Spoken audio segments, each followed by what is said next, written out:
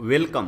Z lab के इस video में हम लोग एवरेज के कॉन्सेप्ट डिस्कस करेंगे। एवरेज को मीन वैल्यू भी कहते हैं और एवरेज से हम सभी लोग परिचित हैं। इसका मैथमेटिकल मीनिंग यहाँ हमने लिखा है एक्स बार। नॉर्मली अगर सभी नंबर्स को x1, x2, x3 इस तरह से लिखें xi, तो मीन को या एवरेज को x बार लिखते हैं। और वो कैसे निकालते हैं?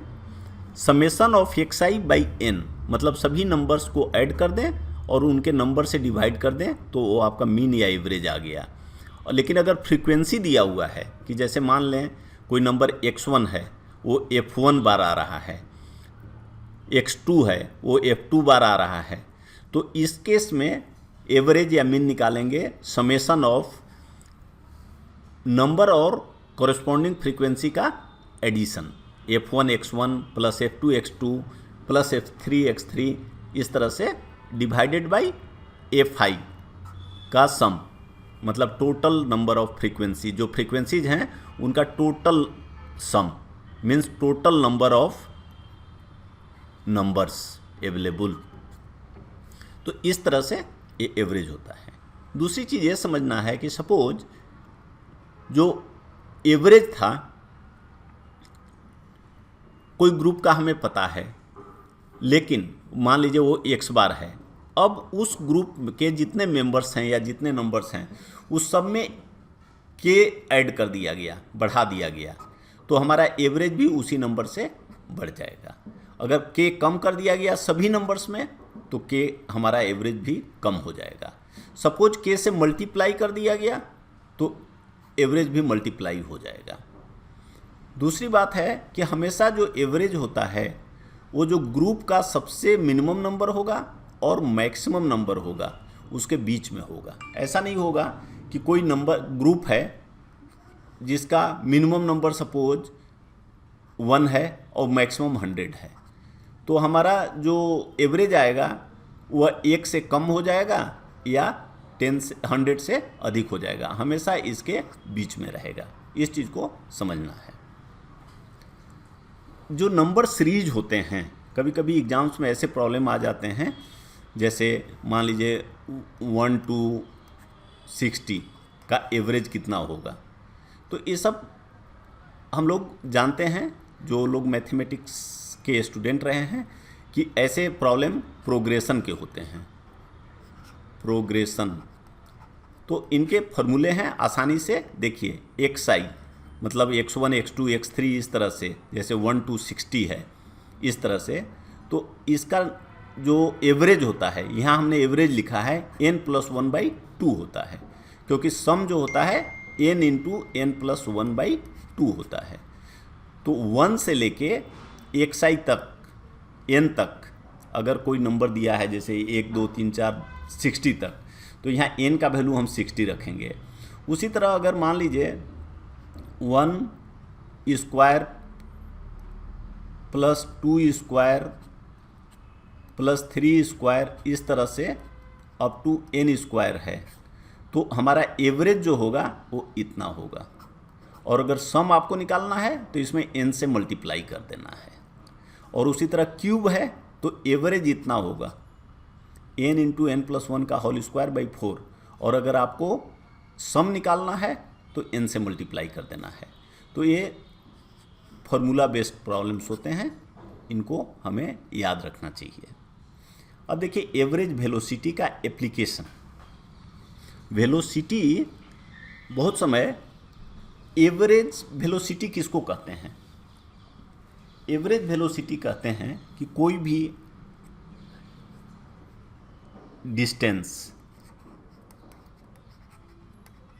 तय किया, चाहे जिस भी स्पीड से तय किया, और उसमें टाइम, तो डिस्टेंस बाय टाइम हमेशा एवरेज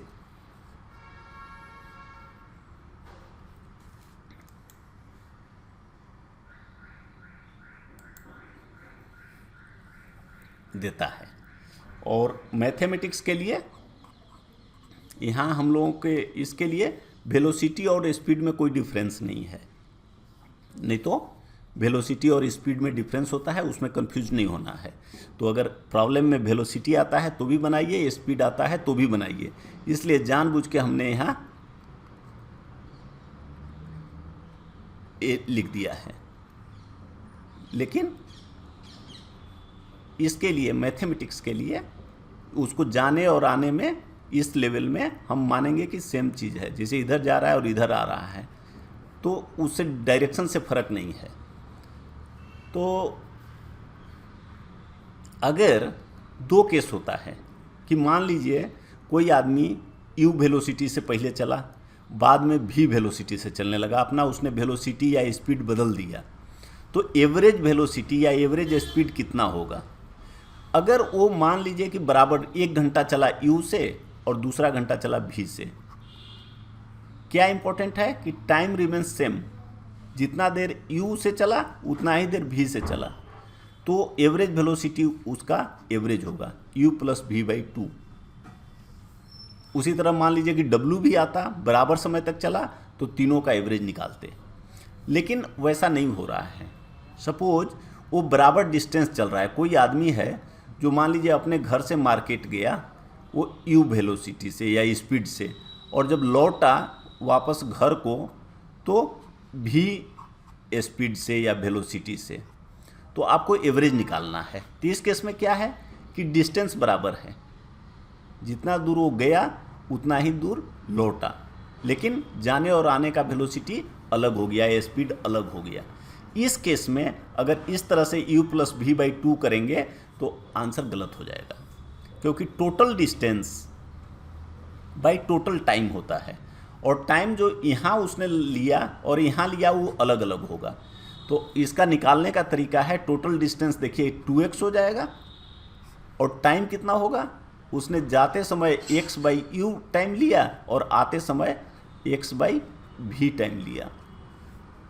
तो यह हमारा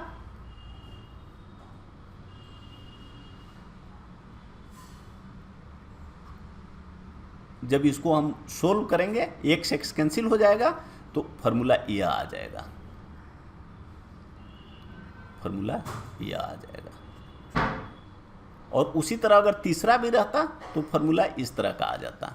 अब आपको याद रखना है, तो देखिए दो हैं u और v, दो वेलोसिटी है, तो 2 टाइम्स हो गया u v, दोनों मल्टीप्लाई कर दीजिए और divided by u plus v, इसलिए भी कि इसका वेलोसिटी है, इसका यूनिट वेलोसिटी का रहेगा। तो यहाँ दो मल्टीप्लिकेशन है, तो यहाँ डिवाइड एक साथ एक से करेंगे, u से या v से, तो u प्लस v।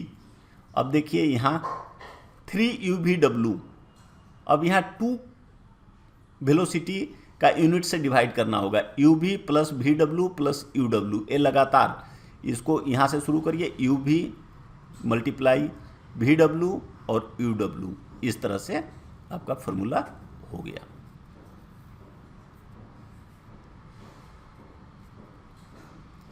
कभी कभी एक प्रॉब्लम आते हैं कि कोई मेंबर है, पहले जो ग्रुप था उसका एवरेज कुछ दिया हुआ रहेगा, और कहता है कि कोई एक नया मेंबर आ गया आज के दिन में, उसका एवरेज रिमेन सेम। इफ जैसे if average remain same, age of new member आपको निकालना है, तो कहता है कि t ईयर्स अर्लियर, जैसे 5 साल 10 साल पहले एवरेज ग्रुप का कितना था, t था, और नया मेंबर जब आ गया अभी, तो उसका पूरे ग्रुप का एवरेज उतना ही रह गया। तो आपको निकालना है कि जो नया मेंबर है उसका एज कितना है। तो देखिए अभी कितने मेंबर हो गए, पहले मान लीजिए n मेंबर्स थे, तो अभी कितने मेंबर हो गए, n प्लस 1 हो गए, तो पूरे उनका एज का सम अगर आज का देखेंगे तो n प्लस 1 इंटू टी हो गया, क्योंकि एवरेज उतना ही रह गया। तो n प्लस 1 इंटू टी, ये कितना होगा? अब देखिए जो एन टी, अगर टी मेंबर्स का देखिए तो उनका आज के दिन में एवरेज कितना हो जाता? टी ईयर्स पहले, स्मॉल टी ईयर्स पहले एवरेज टी था, तो इतने साल के बाद कितना होता? टी प्लस टी हो जाता। तो N into T plus T plus X, X जो है न्यू मेंबर का एज है, तो इस एक्स के लिए इसको जब सोल्व करेंगे तो आपका आंसर आ जाएगा capital T minus N into T. Capital T क्या है? एवरेज एज जो पहले था या अभी भी है, जो बदला नहीं। एन, एन क्या है? Number of members except new member, new member को उसमें नहीं इंक्लूड करना है। और टी है कि कितने साल पहले उनका एवरेज सेम था। जैसे यहाँ पे एक सवाल हमने लिख दिया है आपकी सुविधा के लिए कि suppose family of 4 members, average 25, 5 years earlier, 5 साल पहले 4 मेंबर्स का जो फैमिली था उसका एवरेज एज 25 था। 1 new member joins it and it remains same, average remains same, age of new member कितना होगा? तो देखिए एवरेज कितना है? 25 माइनस कितने मेंबर्स हैं नए मेंबर को छोड़ के? 4, और कितने साल पहले उनका ये एवरेज था? 5 ईयर्स पहले। तो इसको जब सोल्व करेंगे तो आंसर आपका आ गया 5 ईयर्स। अब कुछ प्रॉब्लम देखते हैं। दिया हुआ है कि average of 6 members of a family is 20 years and servant's age included, average age increase as by 25%, age of servant निकालना है। दिया हुआ है कि कोई फैमिली में देखिए 6 मेंबर्स हैं, उनका एवरेज एज 20 ईयर्स है, सर्वेंट का भी एज को अगर आप इंक्लूड कर दीजिए तो एवरेज एज 25% हो जाता है। अब यहाँ पे देखिए हम लोगों ने मान लिया कि सर्वेंट का एज x ईयर्स है, तो इंक्रीज्ड एवरेज कितना हो गया? पहले था 20 और 25% बढ़ गया, तो 125/100, 25। अब इसलिए अब आपको इक्वेशन बनाना है कि अभी का एवरेज कितना है, या टोटल दोनों तरफ से निकाल दें। तो टोटल कितने मेंबर्स हो गए? 7, और एवरेज एज 25, तो ये sum of age of all members हो गया। सभी मेंबर्स का एज को जोड़ दीजिए तो 7 × 25 हो गया, और 6 × 20 जो सर्वेंट को छोड़ के मेंबर्स थे उनका 20 ईयर्स एवरेज था, तो 6 × 20 प्लस x अगर सर्वेंट का एज है। इस तरह से इसको सोल्व करेंगे तो आंसर आपका आएगा 55। सेकेंड प्रॉब्लम देखें, कहता है कि average age of 5 members of a family is 24 years. 5 members family में हैं जिनका 24 ईयर्स एवरेज है, और यंगेस्ट 8 ईयर्स का है, जो सबसे छोटा है वो 8 साल का है। तो कहता है कि जब बच्चे छोटे मेंबर का बर्थ हुआ उस समय इनका एवरेज एज कितना था।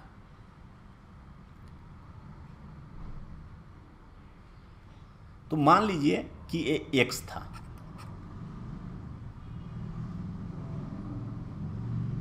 तो अभी एवरेज कितना होगा?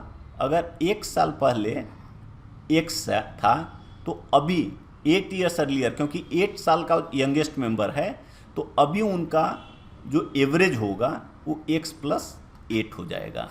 तो अब टोटल एज निकालिए कि कितने मेंबर्स हैं? 5 मेंबर हैं, और इनका एवरेज 24 है, तो 24 × 5 = अभी टोटल को आप x के टर्म में निकालिए, तो x + 8 मेंबर × 4, क्योंकि x हम मान रहे हैं कि जब यंगेस्ट का बर्थ हुआ उस समय 4 फैमिली मेंबर्स थे, उनका x था एवरेज, प्लस 8 यंगेस्ट का एज। इसके लिए जब x को सोल्व करेंगे तो आंसर आएगा 20, और यही आपका आंसर होगा। Third question,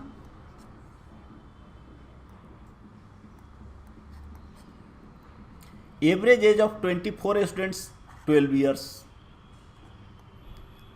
in calculation one student age taken as 14 years instead of 8 years. Correct average age. इस तरह के देखिए प्रॉब्लम भी एग्जाम्स में बहुत आते हैं, क्योंकि अगर आप कॉन्सेप्ट को, एवरेज के कॉन्सेप्ट को समझते हैं तो बहुत कम समय में इसको बना देंगे, अगर नहीं समझते हैं तो बहुत टाइम आपका वेस्ट हो जाएगा। इसको डायरेक्टली करना है, पहले टोटल निकाल कर फिर से उसको करेक्ट करके नहीं निकालना है। इसको समझना है कि देखिए दिया हुआ है 24 स्टूडेंट्स का एज कितना है, 12 है, ये आपका स्टार्टिंग हो गया। आपको करेक्ट एवरेज एज निकालना है तो टोटल एज निकालने की ज़रूरत नहीं है, वो टाइम का वेस्ट होता है। अब देखिए इसमें करेक्ट कितना है, वो करेक्ट ऐड करिए, करेक्ट 8 ले लीजिए, और माइनस कितना करना है जो पहले लिया हुआ था -14, तो माइनस कर दिए, और divided by total number of students कितने हैं 24, तो इतना ये जो आ रहा है यही करेक्शन होगा। तो इसको जब सोल्व करेंगे तो 12 - 6/24 होगा और आंसर आपका आ जाएगा 11.75। इसलिए ऐसे प्रॉब्लम में कभी भी हमें टोटल सम निकालने की ज़रूरत नहीं होती है, निकालने की कोशिश नहीं करनी है। सेकेंड प्रॉब्लम है कि एवरेज एज ऑफ, ये दो के पेयर में दिया हुआ है, Ram and Rahim this, Rahim and Ramesh this, Ram and Ramesh this. आपको निकालना है एज ऑफ ओल्डेस्ट। एक तो है कि अलग अलग सबका आप एज निकालिए और फिर उससे निकालिए, उसमें भी आपका बहुत टाइम वेस्ट हो जाएगा एग्जाम में। इसलिए आपको समझना है कि इसमें एल्डेस्ट कौन है। देखिए एल्डेस्ट जो होगा वो एवरेज को बढ़ा देगा, तो यहाँ एवरेज 29 ईयर्स है। इस केस में कौन है, रमेश है और राम है। राम यहाँ भी था लेकिन ये मिनिमम था एवरेज। रहीम, रमेश इसमें भी है, यहाँ भी और यहाँ भी, लेकिन जो हाईएस्ट है उसमें दो हैं, राम और रमेश। तो देखिए राम इसको नहीं बना रहा है हाईएस्ट, क्योंकि यहाँ भी है, इसमें 18 है, लेकिन रमेश यहाँ है, ये इसको हाईएस्ट बना रहा है एवरेज को। तो इसका मतलब रमेश इज एल्डेस्ट। इस चीज़ को सबसे पहले समझना है। अब ये हो गया, तो इस सब का एज को ऐड कर दीजिए। तो एज को ऐड करिएगा, इस सब को पूरे 3 इक्वेशन हैं, आप देखिए 1, 2 और ये थर्ड, ये तीनों को ऐड करिए। तो राम 2 बार आएगा, रहीम भी 2 बार आएगा, रमेश भी 2 बार आएगा, इनको बाहर कर दीजिए। तो 2 into Ram plus Rahim plus Ramesh is equal to, अब हम यहाँ एज इक्वल कर रहे हैं, हम एवरेज नहीं आप इक्वल कर सकते, एज इक्वल कर रहे हैं। तो एज इक्वल करेंगे तो यहाँ 18 के जगह पे इन दोनों का एज का सम कितना हो जाएगा, 18 इंटू 2, यहाँ हो जाएगा 25 इंटू 2, यहाँ हो जाएगा 29 इंटू 2।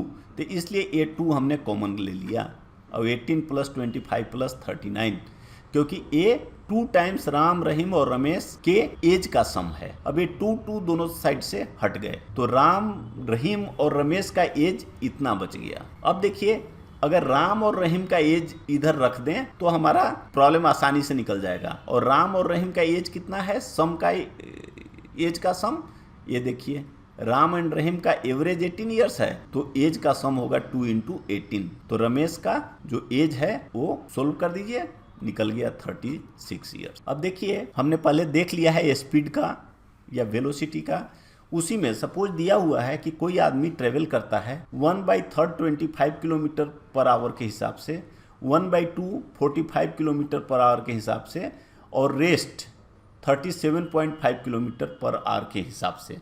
तो आपको एवरेज स्पीड निकालना है। इसमें देखिए आसान बनाने के लिए सबसे पहले ये जो 1/3 है, 1/2 है, ये सबका एलसीएम ले लीजिए, तो हो गया कितना 6x।